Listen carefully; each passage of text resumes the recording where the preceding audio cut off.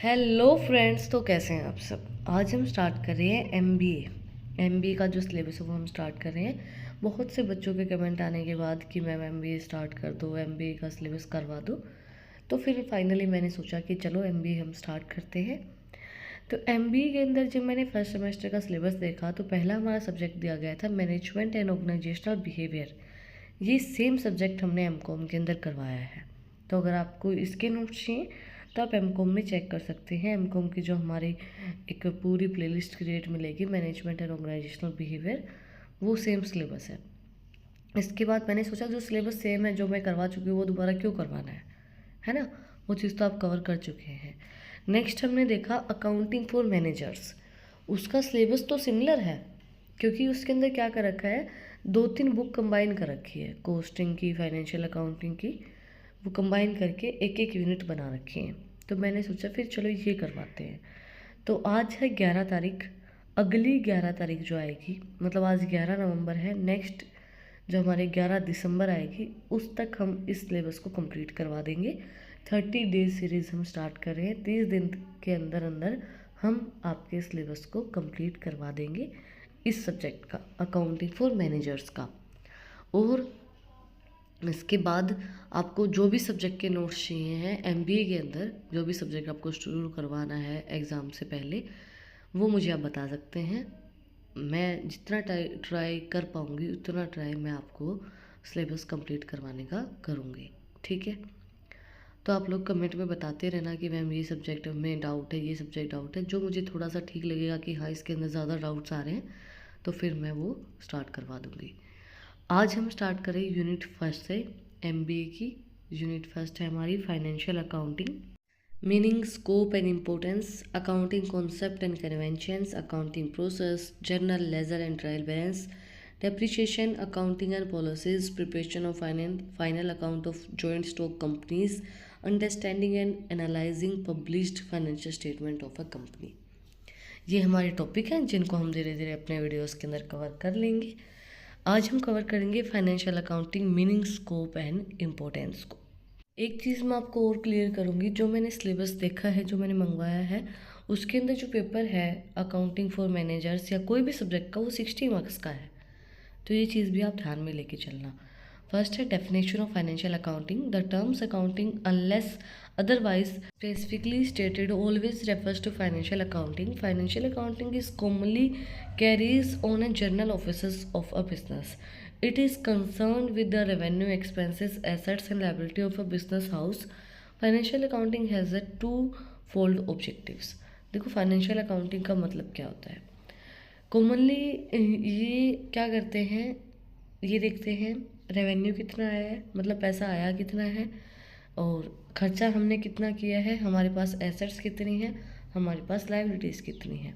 इसके मतलब जो भी पैसे से रिलेटेड ट्रांजेक्शन्स होती हैं, फाइनेंस से रिलेटेड ट्रांजेक्शन्स होती हैं, वो इसके अंदर रिकॉर्ड की जाती हैं। फाइनेंशियल अकाउंटिंग के अंदर उन्हीं चीज़ों को एक कंसर्न करते हैं। भाई रेवेन्यू भी पैसा है, एक्सपेंसिव भी पैसा है, लायबिलिटीज़ भी पैसा है, एसेट्स भी पैसा है। ऑब्जेक्टिव इनका मेनली क्या होता है, to ascertain the profitability of the business. Profitability को बताना कि आपके बिजनेस के अंदर कितना प्रॉफिट है, और इस चीज़ का पता लगाना कि आपके बिजनेस के अंदर अभी आपकी फाइनेंशियल पोजीशन क्या चल रही है। To know the financial position of the concern. भाई हमारे बिजनेस की अभी फाइनेंशियल पोजीशन क्या चल रही है, हमारी कंडीशन क्या चल रही है, उस चीज़ का पता लगाने के लिए हम लोग फाइनेंशियल अकाउंटिंग करते हैं। और प्रॉफिट कितना कमा रहे हैं उस चीज़ का पता लगाने के लिए हम लोग फाइनेंशियल अकाउंटिंग करते हैं, जिसके अंदर हम रेवेन्यू देख लेते हैं, एक्सपेंसेस देख लेते हैं, एसेट्स देख लेते हैं, लायबिलिटी देख लेते हैं। तो हमें पता चल जाता है भाई रेवेन्यू के अंदर से जब हम माइनस करेंगे एक्सपेंसेस का, प्रॉफिट आ जाएगा। उसी तरीके से हमें उस चीज़ से पता चलता है कि आपकी फाइनेंशियल पोजीशन अभी क्या चल रही है। अब बात आती है nature and scope of financial accounting. Financial accounting is useful tool to management and to external users such as shareholders, potential owners, creditor, customers, employers and government. It provide information regarding the result of its operations and financial status of the business. The following are the functional areas of financial accounting। देखो financial accounting help करता है management को, share holders को, creditors को, और जो employees होते हैं, गवर्नमेंट होती है, उनको किस चीज़ के लिए हेल्प करता है। अब फाइनेंशियल अकाउंटिंग की तो उससे आपको पता चलेगा कि आपकी करंट फाइनेंशियल पोजीशन क्या चल रही है। तो वो चीज़ शेयर होल्डर के लिए भी बेनिफिशियल है कि भाई इनकी फाइनेंशियल जो कंडीशन है वो ऊपर चल रही है, अच्छी चल रही है, तो हम इसके अंदर इन्वेस्टमेंट और भी ज़्यादा कर सकते हैं। वो एम्प्लॉयज़ के लिए बेनिफिट है, वो जो है वो अपनी जॉब को छोड़ के नहीं चाहेंगे कि भाई ये कंपनी तो बेनिफिट के अंदर है। क्रेडिटर्स के लिए भी बेनिफिशियल है, क्योंकि क्रेडिटर्स भी सोचेंगे हमारा पैसा कहीं नहीं गया है, डूबा नहीं है।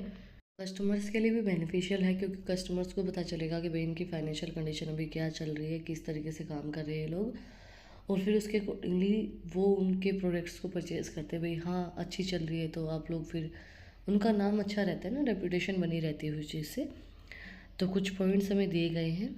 Dealing with financial transactions, accounting as a process deals only with those transactions which are measurable in terms of money. Anything which cannot be expressed in monetary terms does not form a part of financial accounting, however significant it is. देखो वो कितनी ही कोई भी चीज़ important हो, affect पैसे से ही होता है। इंसान, देखो अगर आप के रिश्ते आपको छोड़ के चले गए, आपके घर वाले आपको छोड़ के चले गए, आप अफेक्ट होंगे, बहुत ज़्यादा अफेक्ट होंगे, बट आपके पास पैसा भी नहीं है, खाने के लिए कुछ भी नहीं है, तो आप वहाँ पे भी तो अफेक्ट होंगे ना। तो वही चीज़ है फाइनेंशियल अकाउंटिंग के अंदर। कितनी ही कोई भी इंपॉर्टेंट चीज़ है, भाई उसके शेयर होल्डर्स चले गए, पार्टनर्स बीच से फट गए, उसको कोई प्रॉब्लम नहीं है, एम्प्लॉयज़ का झगड़ा चल रहा है, कुछ भी चल रहा है, डजेंट मैटर फॉर दैट। वो सिर्फ उस चीज़ को मैटर करेगा जो चीज़ मॉनेटरी ट्रांजेक्शन्स के अंदर होगी, पैसे से रिलेटेड जो भी ट्रांजेक्शन्स होंगे वही ट्रांजेक्शन्स को वो रिकॉर्ड करते हैं, रिकॉर्डिंग।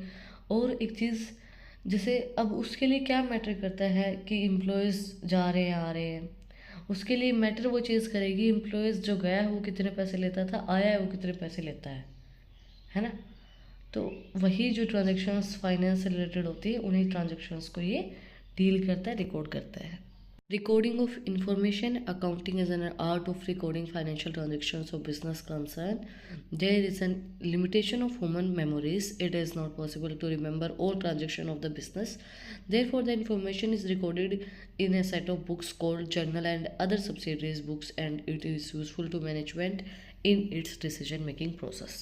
देखो, एक ह्यूमन बीइंग इतनी चीज़ों को याद नहीं रख सकता, उसकी लिमिटेशंस होती है कि यहाँ तक कि उसको चीज़ें याद रहेंगी, इतने ट्रांजेक्शन्स को ही वो याद रख सकता है। तो इसलिए उनको रिकॉर्ड करना बहुत ज़्यादा ज़रूरी होता है।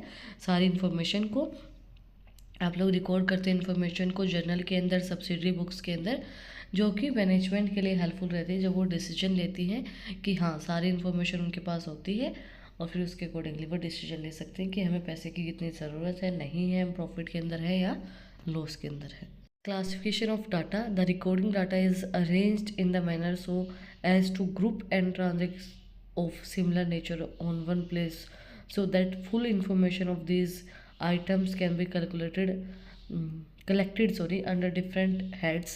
This is done by a book of called ledger. For example, we may have accounts called salary, rent, interest, advertisement, etc. to vary the arithmetical accuracy of the such accounts. Trial balance is prepared. देखो classification of data हमें किस तरीके से करेंगे, भाई transactions को हम अलग अलग इंफॉर्मेशन, अलग अलग चीज़ें रखेंगे, तो वो हमें ज़्यादा अच्छे से समझ में नहीं आएंगे। उनको हम कलेक्ट करके एक बुक्स के अंदर रिकॉर्ड कर देंगे, जिनको हम लेजर बोलते हैं। नेक्स्ट है making summaries. The classification information to be trial balance is used to prepare profit and loss account and balance sheet in a manner useful to the user of accounting information. The final accounts are prepared to the find out operational efficiency and financial strength of the business. दोनों ही points link है। जो हमने trial balance बनाई, जिसके अंदर हमने rent, salary वगैरह सब चीज़ें मेंशन कर दी, उसके बाद उसको हम समराइज़ करेंगे कि भाई ट्रायल बैलेंस के अकॉर्डिंगली हम प्रॉफिट एंड लॉस अकाउंट को प्रिपेयर करेंगे, बैलेंस शीट को बनाएंगे कि भाई हमारे पास ये अकाउंटिंग इन्फॉर्मेशन आई है, उसके अकॉर्डिंगली हम फाइनल अकाउंट्स को प्रिपेयर करेंगे और बताएंगे हमारी फाइनेंशियल स्ट्रेंथ कितनी है, हम प्रॉफिट के अंदर हैं, सरप्लस है हमारी, या फिर हम लॉस के अंदर हैं, डिफिशिट के अंदर हैं। Then analyzing it is the process of establishing the relationship between the items of profit and loss accounts and balance sheet. The process is to be identify the financial strength and weakness of the business. It also provide a basic for interpretation. इसके बाद आप मतलब ये process होती है जिसके अंदर आप एनालाइज करते हैं कि भी प्रॉफिट कितना है, लॉस कितना है, बैलेंस शीट के अकॉर्डिंगली, और ये चीज़ आइडेंटिफाई करती है कि आपके बिजनेस के लिए क्या चीज़ स्ट्रेंथ है और क्या वीकनेस है, और ये प्रोवाइड करवाती है आपकी बेसिक इन्फॉर्मेशन जो भी आपको नीड होती है कि भाई ये आपके बिज़नेस के लिए बेनिफिशियल रहेगी ये चीज़, और ये चीज़ आपके बिज़नेस के लिए बेनिफिशियल नहीं रहेगी। देखो भाई, एक चीज़ मैं छोटी सी बताना चाहती हूँ कि मौसम चेंज हो रहा है, और मौसम चेंज होने के चक्कर में बहुत से लोगों के फीवर है, तो अपना ध्यान रखा करो। मेरे भी हो रखा है, इसलिए बता रही हूँ। इसलिए थोड़ी सी कम आवाज़ आ रही है, थोड़ी सी देर आ रही है, थोड़ा सा मैनेज कर लेना, क्योंकि मौसम चेंज होने से तबीयत कई बार ख़राब हो जाती है, और इस चक्कर में मेरी भी हो गई, तो आप लोग भी ध्यान रखना भाई। नेक्स्ट है interpreting the financial information. It is concern with the explaining the meaning and significant of relationship established by the analyse. It should be useful to the user so as to enable them to take correct decisions. देखो, interpret करके बताते हैं, चीज़ें explain हो जाती हैं कि भाई ये चीज़ें हैं, इस तरीके से आपके अकाउंट्स चल रहे हैं, एनालाइज किया है हमने उन चीज़ों हर चीज़ को। उसके बाद आपको जो आपके बिज़नेस के लिए सही डिसीजन रहेगा वो आप ले पाएंगे with the help of that information.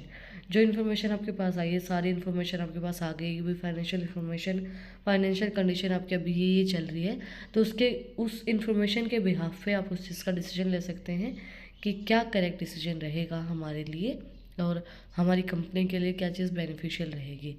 Communicating the result, the profitability of the financial position of the business are interpreted above the communicated to the interested parties at a regular interval so as to assist them to make their own conclusion। देखो, पूरा result for कितना profitability है, क्या financial position है आपके business की, वो सारी चीज़ इंटरप्रेट की जाती है, कम्युनिकेट की जाती है।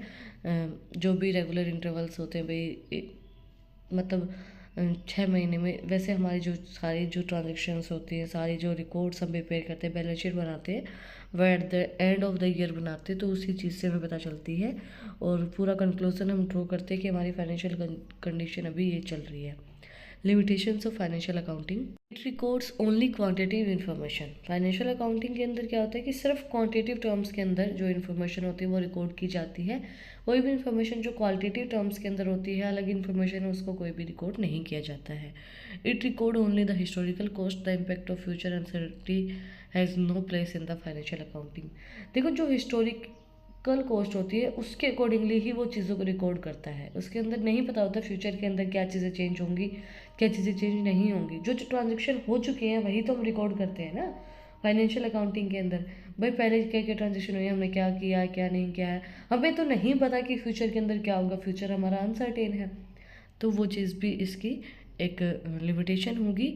It does not take into accounts price level changes, ये अकाउंट्स के अंदर प्राइस लेवल चेंजेस को रिकॉर्ड नहीं करते हैं। फॉर एग्जांपल, आपने कोई चीज़ सेल की अगस्त के अंदर, अगस्त के अंदर आपने वो चीज़ 500 रुपये में सेल कर दी, आपने वो चीज़ रिकॉर्ड कर दी, उसके बाद वो चीज़ का प्राइस जो है वो कम हो गया, फॉर एग्ज़ाम्पल 450 रुपये हो गया, 450 हो गया, तो वो प्राइस लेवल चेंज आप कहाँ लिखेंगे, कहाँ ड्रॉ करेंगे? उसके बाद तो आपने उसका प्राइस कम हो गया ना, तो वो चीज़ इसके अंदर नहीं होती है। It provide information about the whole concern, provide which process, which department, which और information of any other lines of activity cannot be obtained separately from the financial accounting।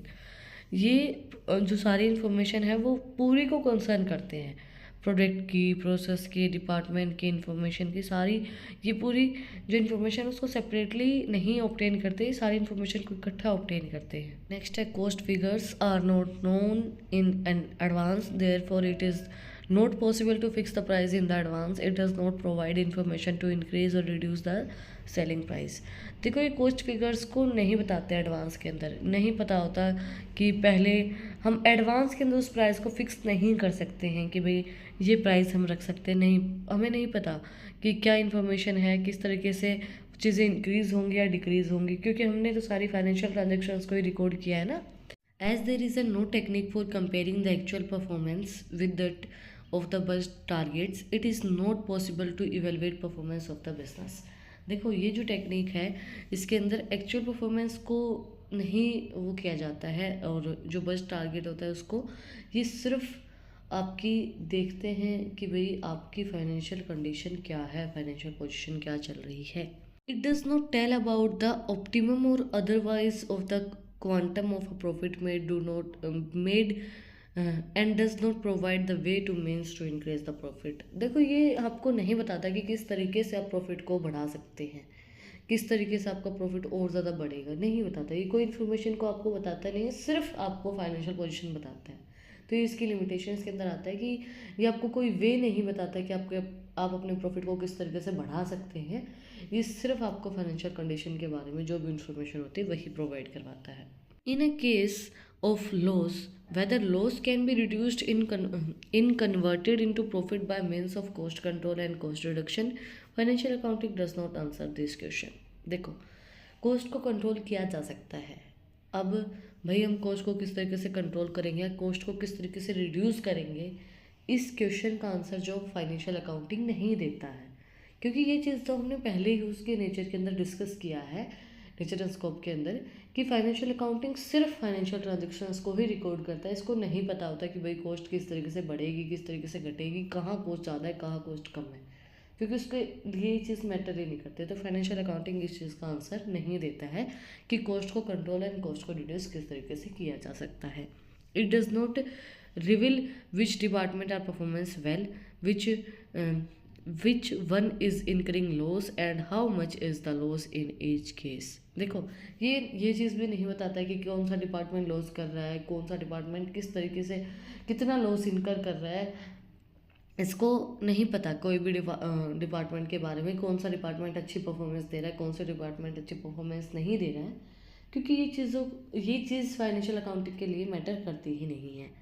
It does not provide the cost of products manufactured. ये नहीं provide करवाते कि cost कि आपका जो product है वो किस कॉस्ट पे मैन्युफैक्चर किया गया था, इसको नहीं पता। वो वही चीज़ रिकॉर्ड करेगा जो जिसके ऊपर सेल हुआ है ना, जो चीज़ें चल रही हैं वही चीज़ों को रिकॉर्ड करा, जो फाइनेंशियल ट्रांजेक्शन हो रही है, कैश का इनफ्लो आउटफ्लो जितना हो रहा है उन्हीं चीज़ों को ही रिकॉर्ड करता है।